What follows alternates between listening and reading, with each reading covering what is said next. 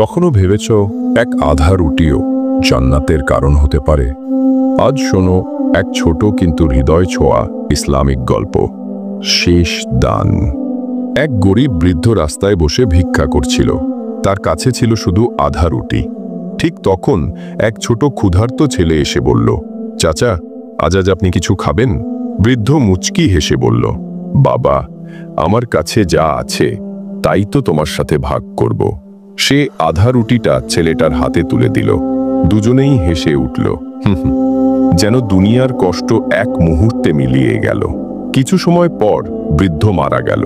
সবাই বলল সে কিছুই রেখে যায়নি, কিন্তু আকাশ থেকে ভেসে এলো এক আওয়াজ, সে রেখে গেছে এক রুটির দান, আর তার বিনিময়ে জান্নাত। ভাই ও বোনেরা, ছোট দানকে কখনো ছোট ভাবো না। আল্লাহ নিয়ত অনুযায়ী পুরস্কার দেন। যদি গল্পটা ভালো লেগে থাকে তবে আলহামদুলিল্লাহ লিখে কমেন্ট করো, ভিডিওটা লাইক ও শেয়ার করো, যেন অন্যরাও শিখতে পারে দানের প্রকৃত অর্থ।